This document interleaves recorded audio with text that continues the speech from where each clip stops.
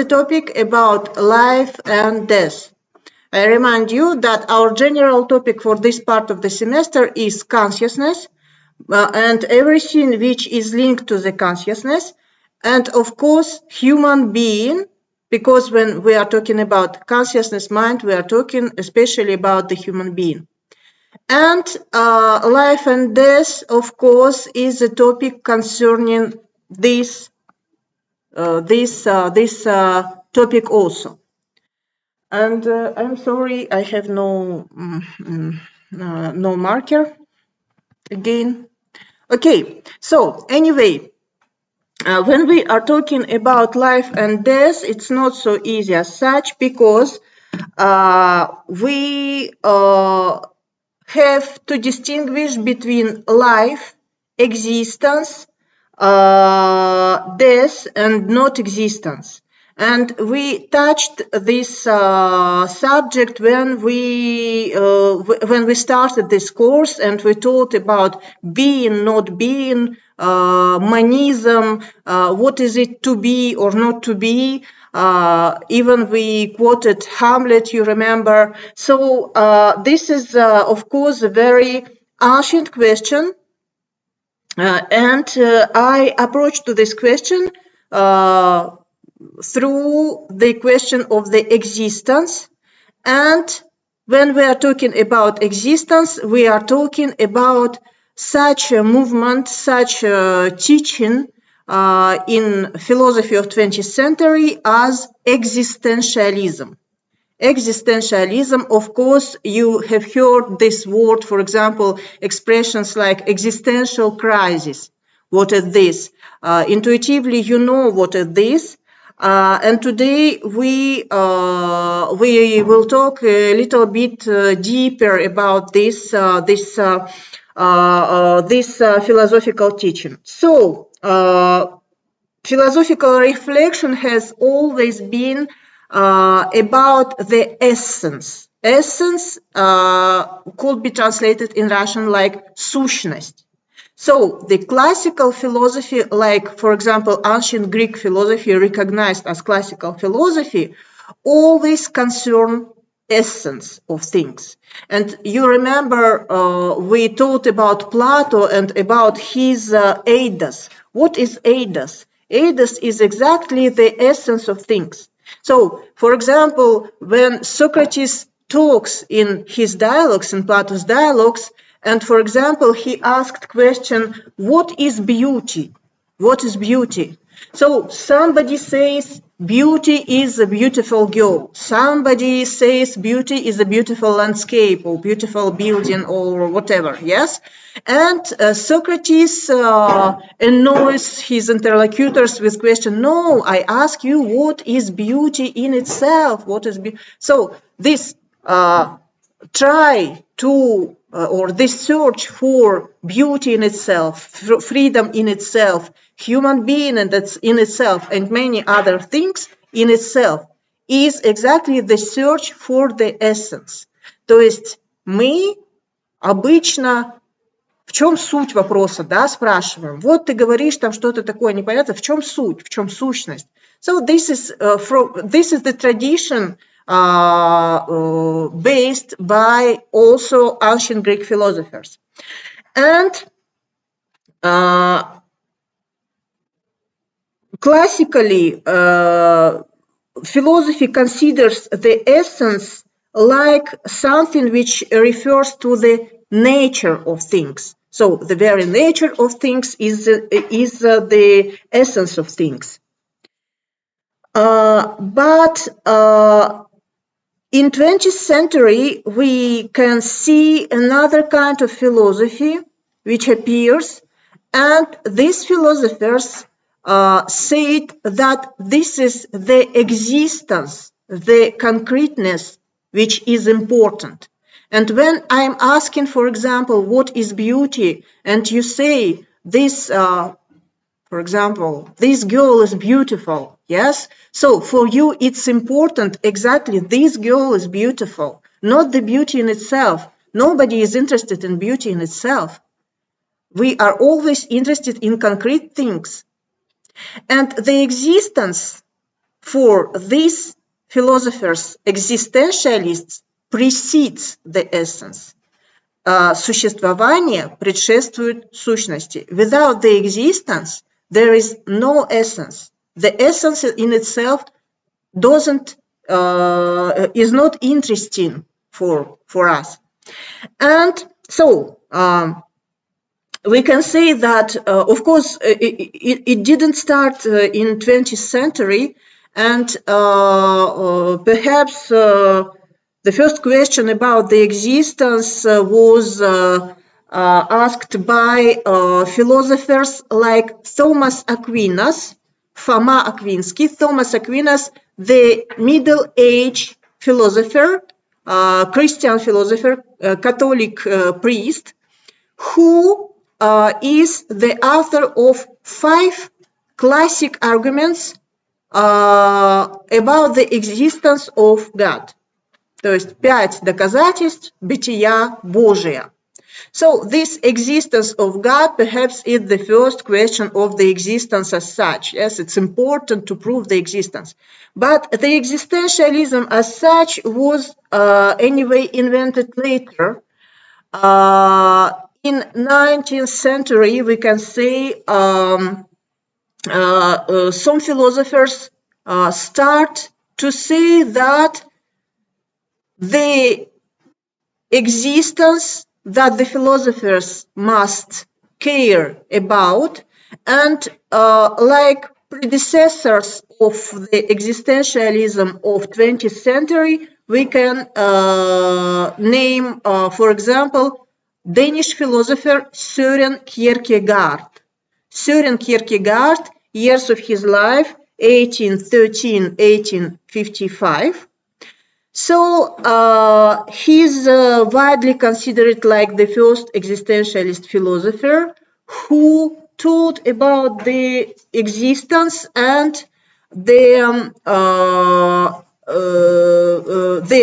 very idea of Christianity and God. Also, one of the predecessors of the existentialism of 20th century, I think you know, the Russian writer Dostoevsky is considered as such. And you remember that Dostoevsky also is sometimes complicated for reading.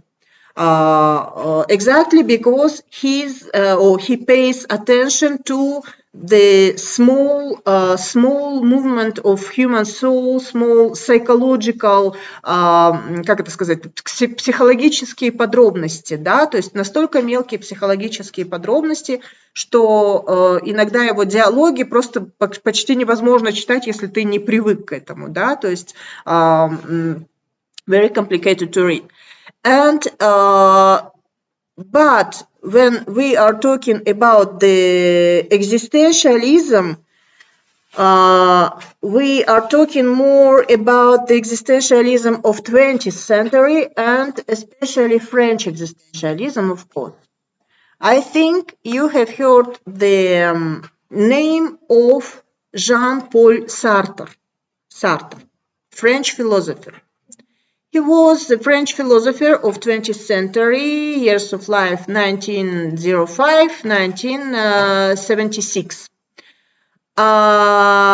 He is one of the key figures of existentialism, and he is exactly the author of the phrase «existence precedes the essence». Существование предшествует сущности. Especially in his paper Existentialism is a Humanism, he said, if indeed existence precedes the essence, nothing can ever be explained by a reference to a given and frozen human nature. In other words, there is no determinism, man is free, man is freedom. If indeed existence precedes the essence, nothing can ever be explained by reference to a given and frozen human nature. In other words, there is no determinism, man is free, man is freedom. What does it mean? It means that in our understanding of man, of human being in general, from the point of view of his essence, we consider the human being as finished and frozen in its state, in his state, да, то есть мы рассматриваем, если мы рассматриваем человека с точки зрения сущности, мы рассматриваем его как застывшего, уже данного, неспособного к изменениям, то есть, грубо говоря, if his or she's is evil, she stays or he stays evil for the whole life, да? То есть, если мы определим человека как злого, плохого человека, значит, злой, плохой, и таким он и останется, да? Хороший, опять же, хороший, и так далее. То есть, this search for the essence of human being doesn't allow us to consider the human being in his capacity or with his capacity of change. We consider him like frozen. But for existentialism, especially, main concepts are freedom, of course, freedom, finitude, absurdity, etc. So why, for example,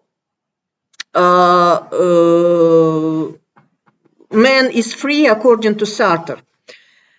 For Sartre, with the divine law, there is a universal standard of righteousness. And my choices are contingent but have meaning. So, yes, I'm free in my choice, but every time my choice has meaning. And but when, according to Sartre, we consider the human being in his radical contingency, то есть радикальная случайность, полная случайность. Our existence is contingent, our life is contingent, our choice is contingent, everything in this world is contingent. So, in this case, I no longer have a model, no norm, and I'm confronted with my own contingency. We thought about this when we thought about being not being what it was before you were born, and what it will be after our death. Our existence is completely contingent, полностью случайно наше существование. Sorry, I should close the door.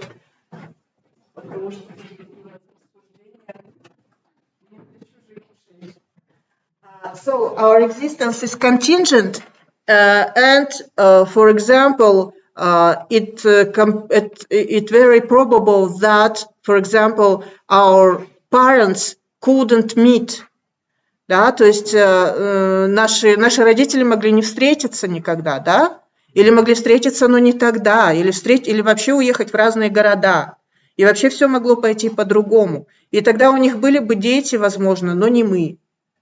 Возможно, даже они бы встретились, но встретились в другое время, у них родились бы, допустим, не дочка, а сын, или не сын, а дочка, да? То есть everything is contingent. Basically, everything is contingent. So, as a result, our existence becomes pure absurdity.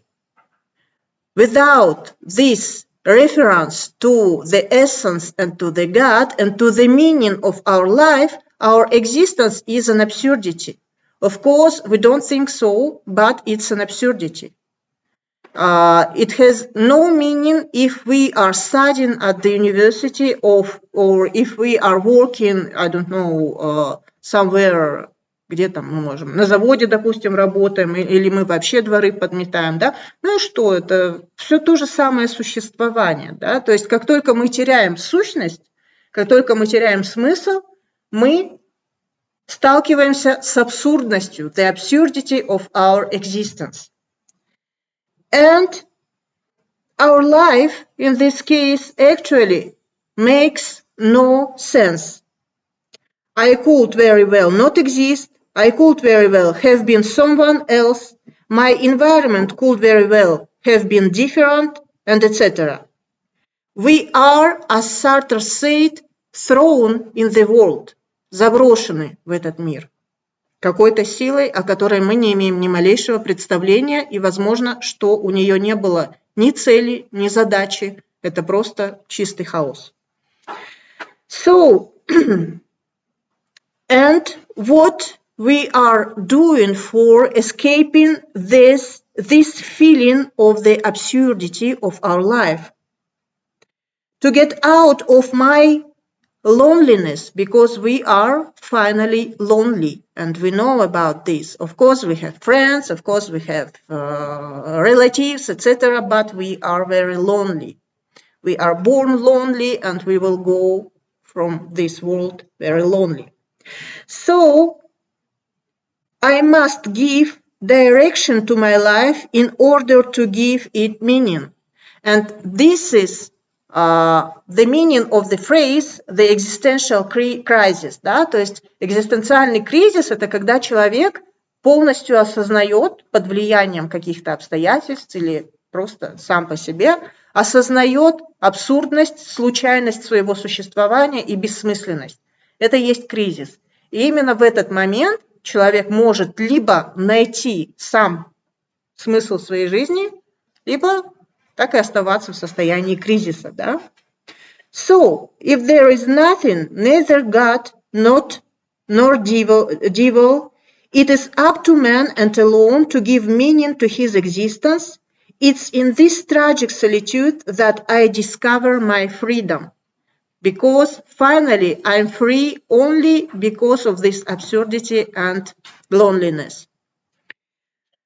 And as Sartre said, if indeed existence precedes the essence, nothing can ever be explained by reference to a given and frozen human nature. In other words, there is no determinism. Man is free. Man is freedom. And this freedom is fundamental as such, the fundament of the existence itself. So, in this context, because of this absurdity of our life, how philosophers considered the question of death, the end of the existence. Here we meet the so-called life and death paradox. You remember what is the paradox? Paradox against the opinion. Paradoxa, against opinion. Yes? So life and death paradox. Of course, death is considered like the opposite of life. Of course, we are afraid of the death, etc., etc. Да? But paradoxically, death concerns only the living. So without life, there is no death. Only if we are living being, we can dead. So death is like the sign of life. Only what lives, dies. For example, another one philosopher, Martin Heidegger, perhaps also you have heard this name. I forgot to say about Sartre that about Sartre we know also he was very politically engaged. He was one of philosophers leftist. He participated in the 1968 revolt of students. То есть в 1968 году во Франции, везде в мире прошли студенческие волнения, после которых были проведены очень серьезные реформы образования, политической системы, and etc. Not in the Soviet Union, of course, but in the Western world. So, and it started in Sorbonne, and Sartre studied and all his life in Paris, Сорбонна, да, то есть Париж, Сорбонна, это были его, значит, вот места обитания. And he largely participated in this movement. He was arrested many times. He was very known. Его, как это сказать по-английски, преследовала его ЦРУ, то есть за ним следили и так далее. Он был очень известен как лидер левого студенческого интеллектуального движения. For example, his wife was also a very famous philosopher, Simone de Beauvoir, one of the first feminist philosophers. Первый философ-феминист. И вот, допустим, до этого момента мы практически не упоминали женщин, да, потому что всегда философия считалась мужской, так сказать, привилегией. В 20 веке появляются выдающиеся философы-женщины. So, that is to say, I think very often philosophers were politically engaged. We remember, for example, Socrates. We told about him as the first political dissident philosopher, and his trial and this finally murder of Socrates was a political murder. And even if we are considering philosophy like just a reflection of and about something, то есть, подождите, я по-русски скажу. То есть, если даже мы относимся к философии как к рассуждениям о чем-то постороннем, да, о каком-то смысле жизни и так далее, очень часто речь идет об этом, но мы не должны забывать, что на самом деле очень часто почему-то философы очень часто сталкивались с тем, что политические режимы их недолюбливали, да, недолюбливали свободу мысли, вот эту вот способность рассуждать, говорить, склонять на свою сторону и так далее. So, Martin Heidegger is not the same case as Sartre, but also politically engaged. Very controversial figure in Western philosophy. His years of life, 1889-1976. He was a German philosopher, and of course, he's known for his contribution to first phenomenology. Phenomenology is a very developed philosophical movement today.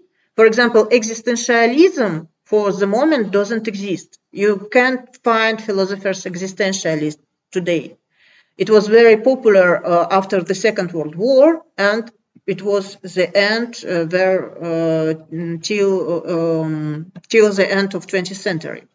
Phenomenology stays alive today, да, то есть на сегодняшний день феноменология – это крайне популярная, богатая, развивающаяся отрасль, скажем так, философии. But he's known also for his contribution to existentialism also. Why I say that Martin Heidegger was a controversial figure? Because of his also political engagement. He's known as the fervent member of Nazi Party. То есть он был просто нацистом и состоял в нацистской партии. Он не отказался от своих убеждений даже после крушения. То есть официально он не принес ничего не сказал об этом. He was the rector of Freiburg University, very known Freiburg University. And as such, at the time of the Third Reich, да, во время Третьего рейха, он был ректором Фрайбургского университета. И уже в этот момент он был очень известен как философ. И он известен, например, тем, что он требовал от своих подчиненных такой же приверженности к идеалам нацизма. Да? In 2000, if I remember well, 2008 or 2007 or 8, were published his journals,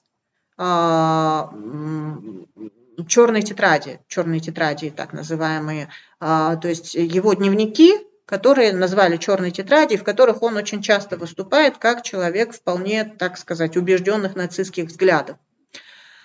Ну, существуют дискуссии, они очень там целые, так сказать, целые лагеря приверженцев того, что Хайдеггер как бы не виноват, он сын своего времени, поэтому он должен был быть нацистом, да, до людей, которые говорят, что Хайдеггера вообще нужно забыть, потому что ну, человек, который является нацистом по убеждению, он не может ничего хорошего, вся его философия пронизана этим. Но мы об этом не будем говорить, это очень влиятельный философ вплоть до сегодняшнего дня, только констатируем.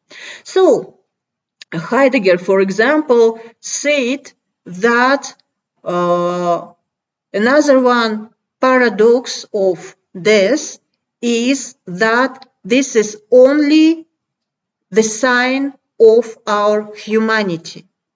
Only human being has this capacity to understand the death, to understand the finitude, and only human being can appreciate and have some attitudes toward the fact that he is a finitude being. For example, in one of his papers, The Thing, Martin Heidegger said, the sky is the sun's path, the course of the moon, the glitter of the stars, the earth's seasons, the light and dusk of day, the gloom and glow of night, the clemency and inclemency of the weather, the drifting clouds and blue depths of the ether. The divinities are beckoning messengers of the Godhead. The mortals are human beings.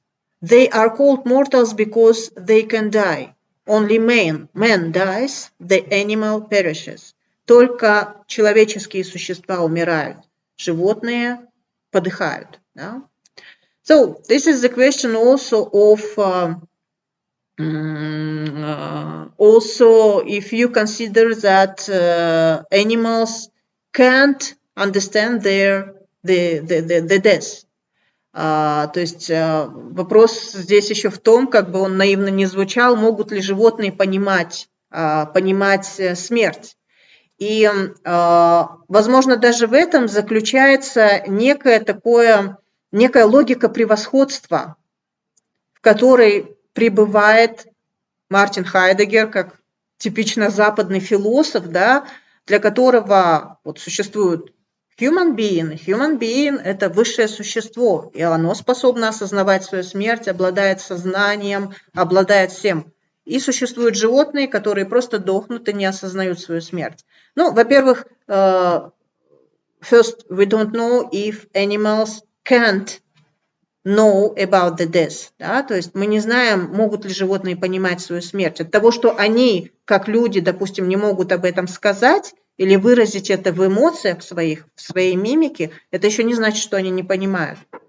Основная вот ошибка вот эта вот состоит в том, что на самом деле мы же с вами говорим еще и о сознании, да, we talk about consciousness, so we can't be in the head of somebody, not only human being, but also animal, and we can't affirm with the exactitude that somebody or something has no consciousness. This is a very problem of philosophy. When we talked about brains in a what, you remember, мозги в пробирке, мы читали вот этот текст, он, конечно, кому-то показался, может, там, противным, неприятным, каким-то непонятным, но основная идея в том, что мы из нашего сознания выйти не можем. Мы не можем с точностью сказать, что находится в сознании другого человека даже. Несмотря на то, что мы видим этого человека, он похож на нас, он реагирует, мы никогда не можем сказать, перед нами находится человек или философский зомби. То есть философский зомби – это как бы такое существо выдуманное, которое обладает всеми признаками человека, разговаривает с нами, выражает эмоции, но в голове у него ничего нет. Сможем ли мы распознать, что это не человек, что он не обладает сознанием? Да? So, this is the problem. But for Martin Heidegger, this is the sign of our humanity. Only the human being can understand his death, and this is what makes him human. The animal perishes. And we return to the ancient Greece, and how, indeed, ancient Greek philosophers responded to this sentiment of the fear of dying, strach смерти, because fear of dying is an important question, of course. And you remember this philosopher Epicurus, the founder of Epicureanism, who said that happiness, the eudaimonia, is not to be in pain, in physical pain, да, то есть счастье заключается в том, чтобы избегать физических страданий, прежде всего. И будучи физически здоровым и получая удовольствие от жизни, мы счастливы, и все, не нужно ничего больше, да? And this is true, because of course, if we are sick, we can't be happy, even if we have, I don't know, all wealth of the world, я не знаю, все богатство мира, все деньги мира, но если человек страдает физически, то ничего ему не нужно, да, то есть в этом есть разумное, рациональное зерно. So, Epicurus is the author of a very specific solution of this problem of the fear of dying. He holds the following reasoning: I never encounter death, since life is marked by sensitivity, and death, on the contrary, is a lack of sensitivity. Either am alive, and in this case, death is not here. Or I'm dead, and in this case, I'm gone, and death is not here. So I never encounter the death. There is nothing to be afraid of. He said exactly, death, therefore, the most awful of evils, is nothing to us, seeing that when we are, death is not come, and when death is come, we are not. То есть со смертью мы никогда не встретимся. Пока я жив и пока я обладаю чувствительностью, это значит, смерти нет. А когда я умру, я буду уже ничего не чувствовать, и если даже смерть будет здесь, я ее все равно не увижу, не услышу, не почувствую. Соответственно, нечего бояться этой самой смерти. Of course, the humanity developed many different reasonings about this fear of dying, not only Epicurus. And the most known are, of course, religious attitudes. Christian, Islamic, or other religions say that we have some afterlife. So our physical body perhaps is dead, but our soul continues to live after our death.